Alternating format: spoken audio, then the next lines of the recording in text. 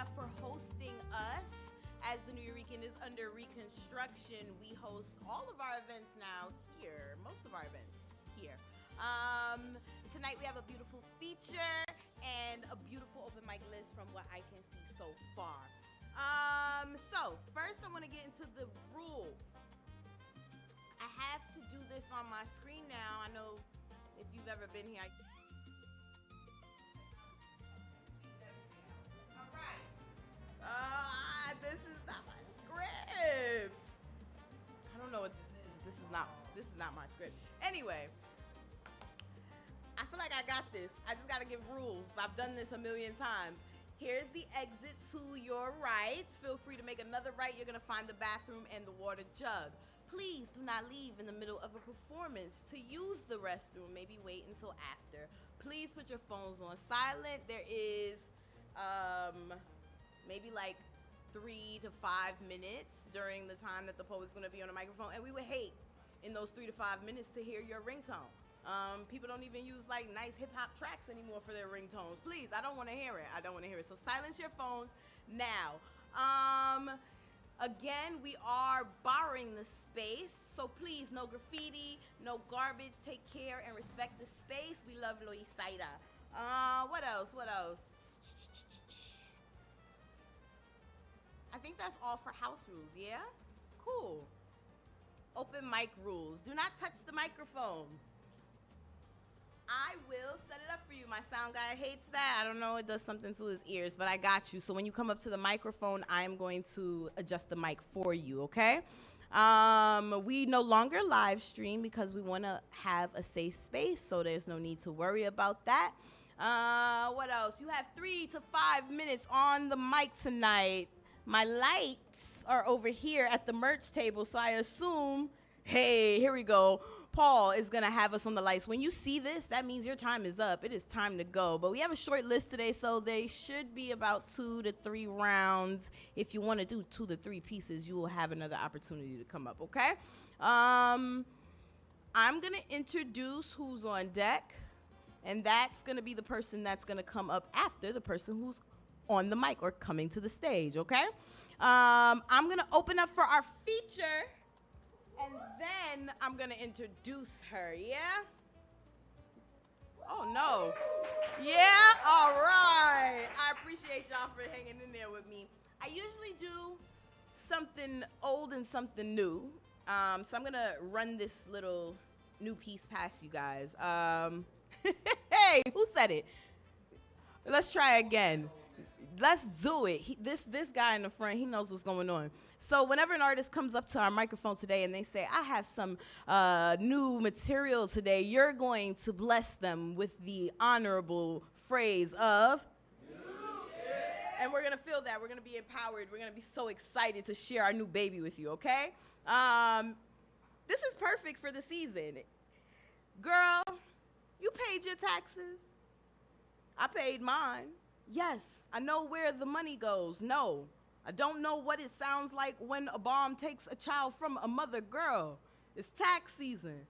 Let's go catch drinks or sponsor a war or a genocide. Girl, have I watched the news? No, I'm too busy spending this money to be concerned. How you got time to watch the news? I mean, ain't you too first world, too American, too consumed with ways to be distracted? Girl, let's book a vacation or watch the Super Bowl or the Grammys. It's easy. Sounds like ka-ching or kaboom. Girl, ain't you somebody's mama? Don't you need a new pair of shoes? Ain't you on food stamps? How you gonna bite the hand and feed your kids? How many dependents you got? Girl, it's tax season. You don't know nobody with a mouth they need claim. That check gonna get me through these next few months, and girl, we can book a vacation. We can go to Dubai or India or anywhere that ain't nuclear right now. Girl, I'm not quite sure where. I told you, I'm too first world for all that information. You know, ignorance is bliss, bitch. The only thing bomb here is me and this return check. Girl, what you know about the news? I'm too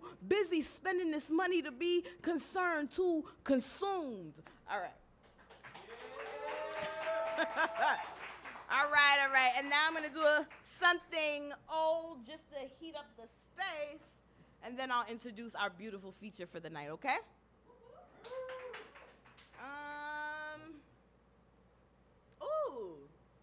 it's wonderful and hot outside. And when I was young, this was the season that I knew like heartbreak was right around the corner. No, for real. You know, cuffing season is over. The weather is nice. Everybody thinks they're too cute to be cuffed up. And I am not above heartbreak. It has happened to me. And so this poem is about that. It's very young. I wrote it when I was like 16. 17. I lied to you. 17. I bumped into Samantha the other day. Samantha thinks she's a god. She used to be mine. My used to be god slept with a fish who cut all her hair off. This fish came before our love. I guess that's why I thought our union was an ocean. Something smelled fishy. This fish has been around. This fish has been around, this fish has been around, this fish has been around. Excuse me, I skip sometimes. My heart is a scratch record. My used to be God got a thing for damaged women. This fish wears her scales like shards of glass. Most people are just fascinated by the way the light bounces off. But I put up here stunner shades. I'm cool like that. Been sitting in my broken for so long. I am Burr, can walk a shiver up, down, and straight through you. But I still can't look my used to be God in her eyes. Samantha's eyes are a blue moon. No holiday. Billy didn't sing that song, and I am not enough jazz, and there is no flower in my hair. Samantha turned girl into Winehouse. Now I'm stuck singing rehab like addiction. Been strung out on her love for so long. My mama say I got a aftertaste like nooses, clothesline, acrobat, balance beam like scale. I got scales too. The stars say I am a fish too. Funny what I let the constellations tell me about myself. My used to be God got a thing for fish, but my swim isn't as vast as hers. I mean, this fish has been around. Actually occupied the space inside of one of Samantha's disciples before, the one who wears Excalibur like an ink stain, and he won't know. At least not for a while. See, my used to be God is no stranger to discretion. Her mouth is a confessional. I left all my sins there. My used to be God is always 92 degrees. Our love child is global warming, and I think that's all the remains of us smell like fish, disciples, and a burning planet. I bumped into Samantha the other day. Her body is a prayer I will not allow my knees to bend for. She thinks she's a god. She used to be mine. All right. I think the space is warm. Okay, I'm so excited because Samantha was not a god, but this lady that I'm about to bring up to you, Lady Syren, is in fact a goddess. And I'm so excited to have you. Thank you for coming all the way from Philly to feature here tonight. Let me go ahead and I'm gonna read your beautiful bio. It deserves to be read, all of it. Huh? Oh, you dropped new ones? Okay, thank you. All right, here we go. Lady Syren is the embodiment of unapologetic feminine power. With a ferocious delivery, this Philadelphia native is a multi-talented writer, multi-platform host, curator, teacher, performing artist, keynote speaker, poet, and published author who stands at the intersection of creativity and empowerment. She has taken center stage at historical city events, political rallies, festivals such as Odunde, the largest African-American festival in America, the Black Hair Expo, the Black Business Conference in Denver, Colorado. Her artistry places diversity, inclusion, and equity at the forefront of any stage she graces. Her first book, Crowned in Melanin, is her love letter to Blackness, an evocative collection of poetical musing that explores what it means to be Black in a country like ours, while also navigating her own womanhood.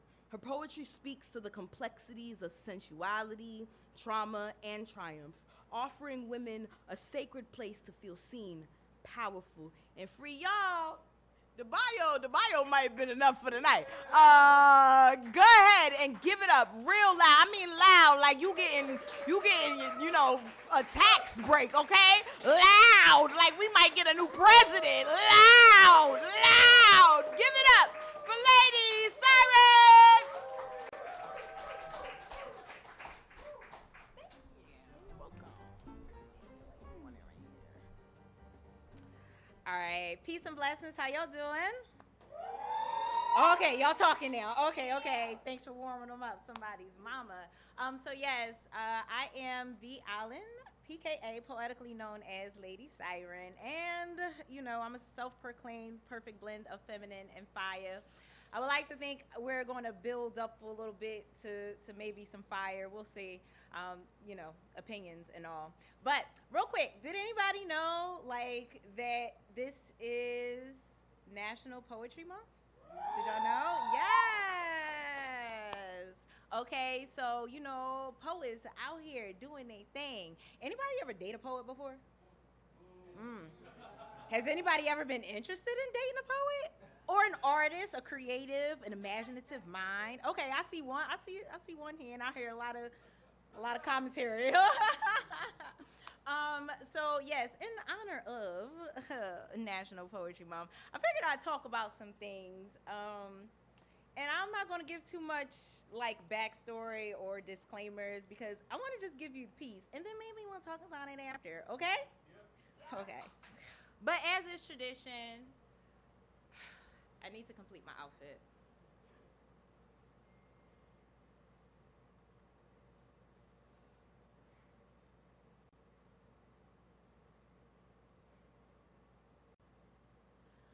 Just gonna stand there and watch me cry.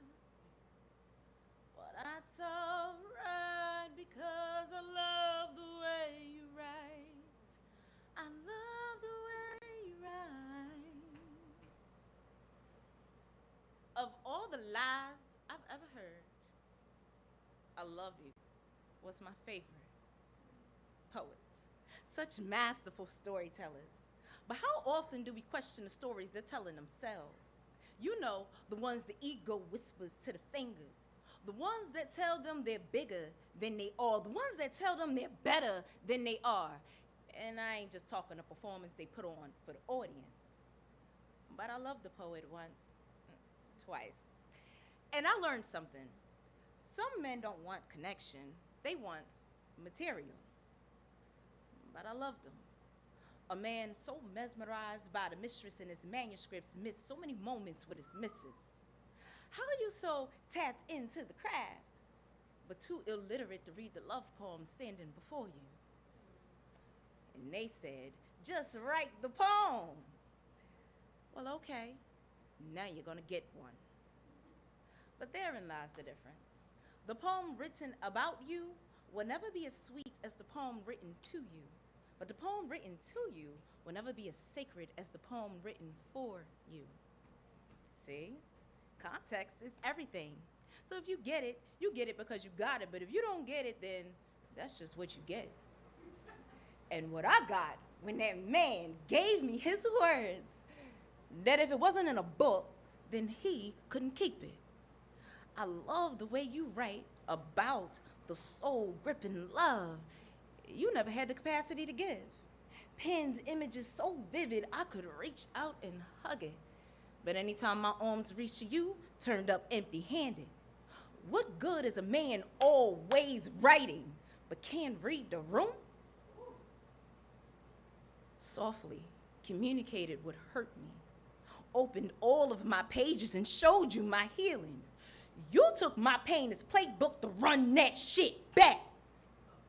Kept uplifting me with the same words, in the same order, in the same tone. Then it clicked. You weren't affirming me. You were reciting a piece while wreaking havoc on my nervous system.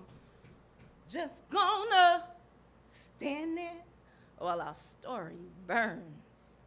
And you let it. I love the way you write, but hate the way you hide and cower inside it. I hate the way you don't show up. I hate how you disappeared into notebooks avoiding discussions. I hate the way your pen knew me better. I hated that your ink had leaked in places your hands had never been. Question: why you try so hard to make heartbreak sound holy? Why you spit poems celebrating black women while lying to and lying on black women? Why you use all that bravado to bury your broken? I'm convinced you didn't know the first thing about love. And this has nothing to do with your romantic fuck-ups, but the fact that you didn't know the first thing about loving yourself. And I couldn't love you into knowledge. Listen, you can't build forevers off bare minimum and words alone. Just curious, did anybody change their mind about dating a poet? Anybody? Yeah. Just wondering. Of all the lies that anyone, especially the poets, have ever told me, I love you's my favorite. Because they never disappoint. And proceeding to prove that so many of you ain't nothing like the people you poet to be. Just gonna stand there. Well, that's all right. Because I love the way you ride. Thank you.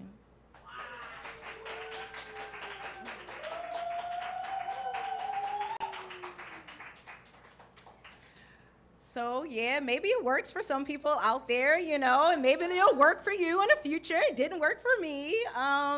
And you know, the thing about dating a creative, you all know life imitates art and art imitates life.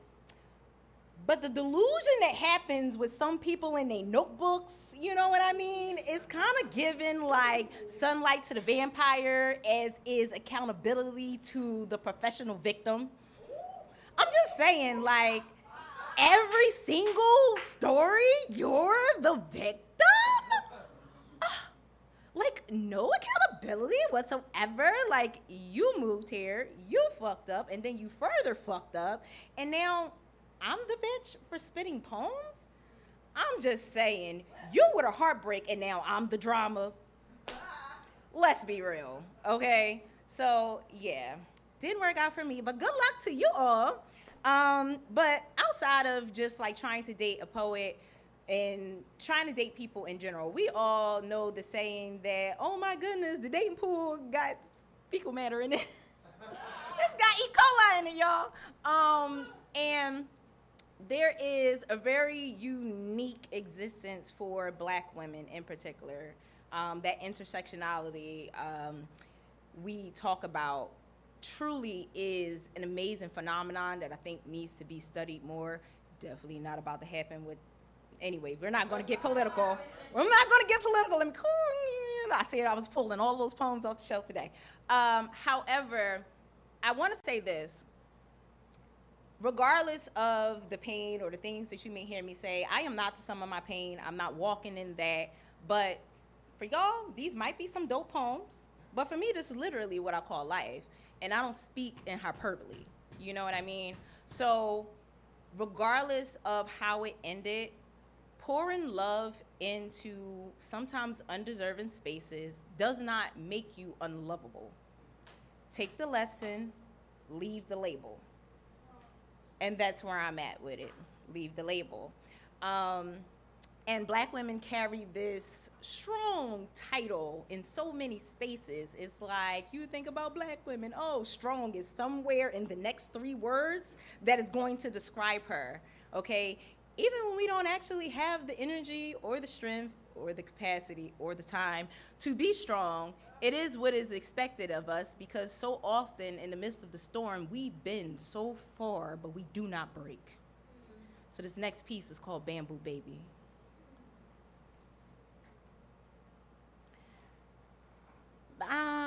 Oh, baby, aren't you strong? Oh, baby, gotta hold on.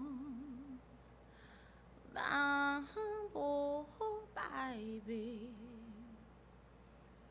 must have mistaken calling me baby for bamboo. The way he so gracefully folds me over in the bedroom, but bends me backward over my boundaries in the midst of his storms. Selfishness surges unsettling, just to resurface and swallow me again. Woman, Bamboo, what a flex, bending with the wind but does not break. And black women are supposed to be the strongest thing walking earth, grounded in resilience but rooted in restraint.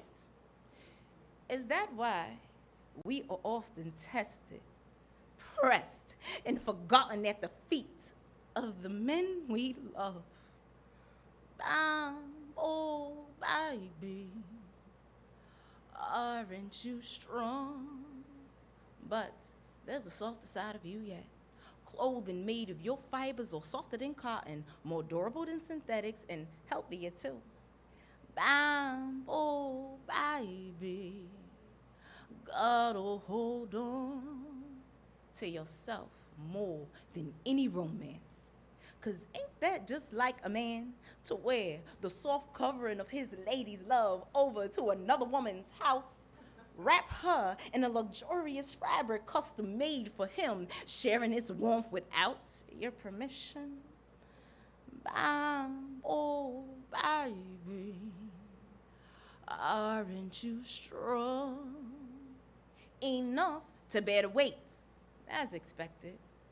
Did you know the bamboo could be stripped down so thin, like patience, confidence, reduced to just strands of self? Oh, baby, despite how battered or broken, ain't that just like a woman that even when fractured, still strong at even a fraction of her strength? Aren't you strong enough to close your mouth shut around egos you can't swallow?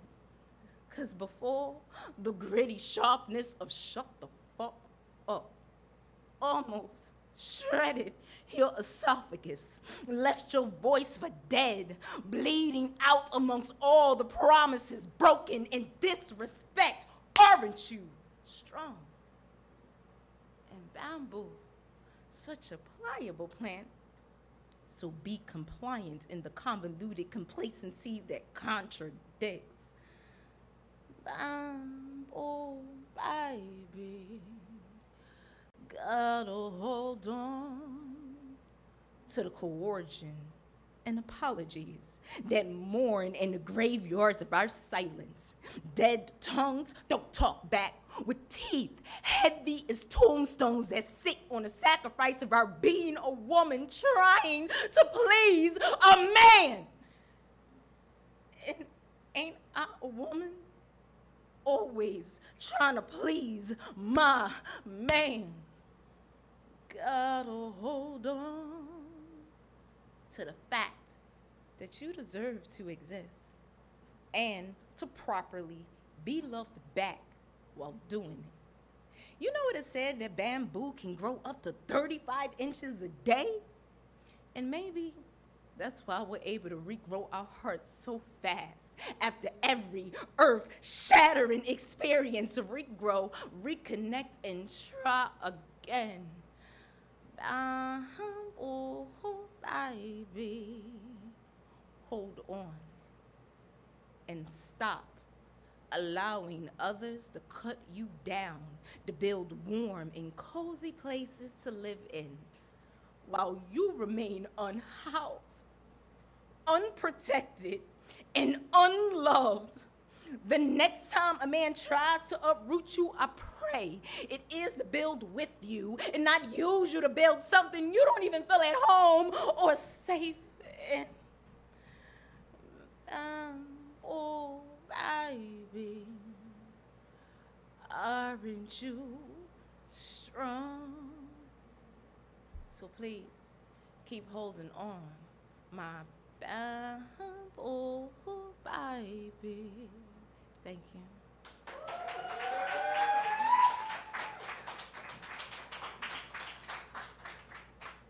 All right, I'm gonna have everybody take a collective breath with me. Can you breathe in for 3 seconds through your nose? Hold. And exhale for 4. Thank you. I just like to do a little palette cleanser to shift the energy. Again, don't worry if I dropped you off a little bit down by the heartstrings. I'm gonna pick you back up. Don't worry, don't worry, don't worry. I got you. So I want to take this moment to invite you guys to tap in with me on social media. I do not have followers. I repeat, I do not have followers. I have supporters. So you can find me at Lady Syren. LadySyren.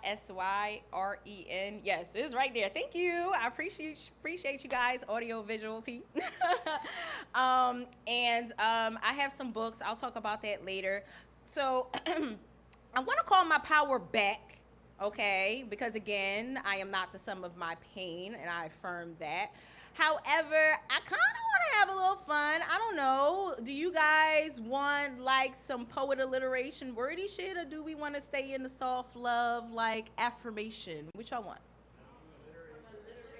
Okay, they said be a poet. Got it. I mean, it is natural poetry, Mom.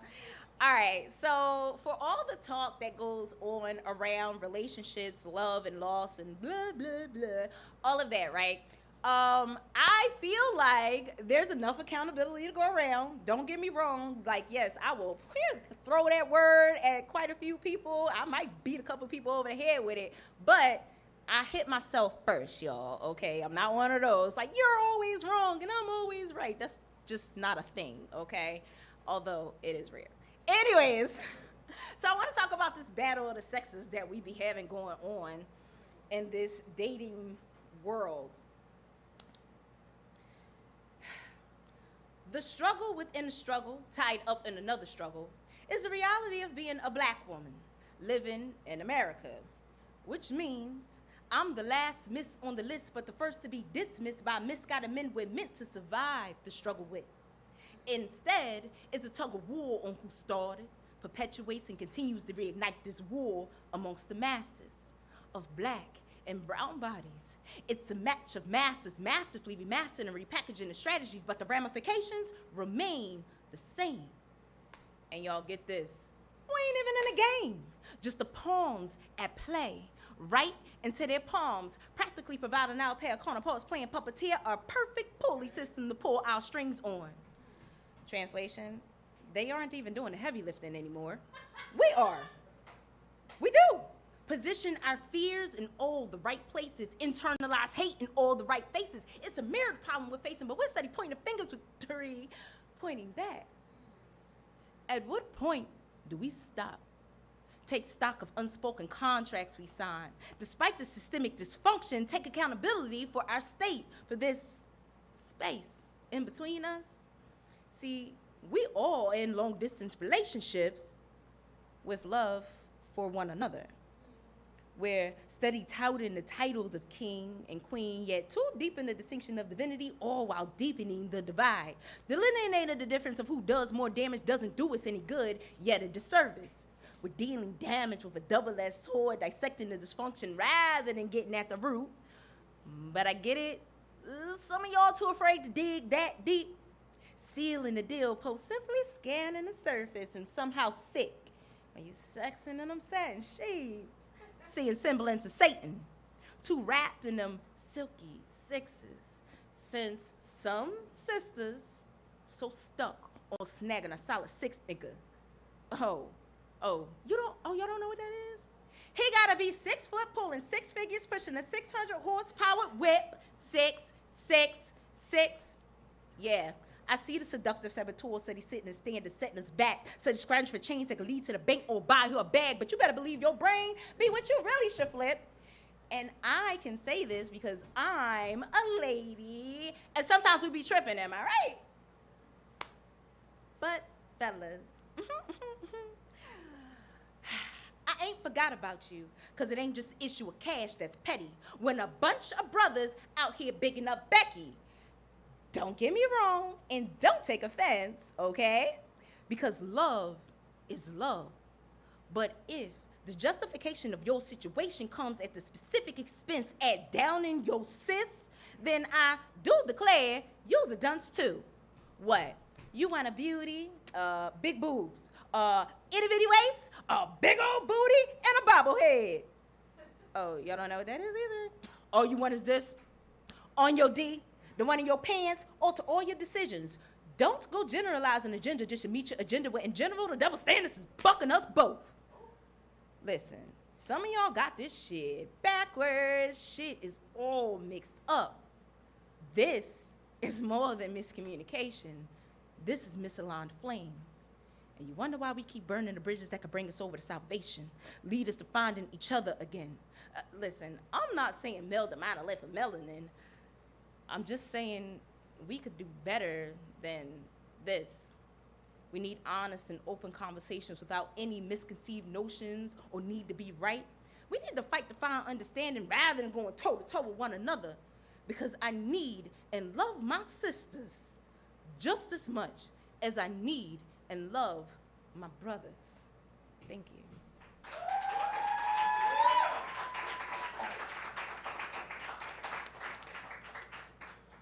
All right, so I had 3 in a possible. I feel like I'm right at time. Y'all gotta let me, yes, okay, yep, we're good. All right, so this is the official plug. Please come and see me, tap in Lady Syren. They got it spelled right there, because my siren has a Y, and if it ain't got a Y, it don't apply to me. Okay, I have my Crowned in Melanin book, as well as my newest chapbook I just released on my birthday last year, actually. Any Scorpios in the house? Anybody in that? Yes. Okay, water signs. So, so that one is called Lady in the Trauma. No tramps. Well, there's this one poem, but neither here nor there. However, the Crown of Melanin book is $20 and the chapbook is only $12. I know. Yeah, see, the 12, y'all gotta wait for the $12, because I can say that. I just can't do the second part. That's practically free. If you knew how much it costs to get here, it's not practically free, okay? So thank you guys so much. Please, please come and talk to me. I'm like friendlier than the ferocity in my poetry, I promise, okay? And thank you guys for having me today. It was a pleasure, and I look forward to seeing everybody else that's gonna bless the mic.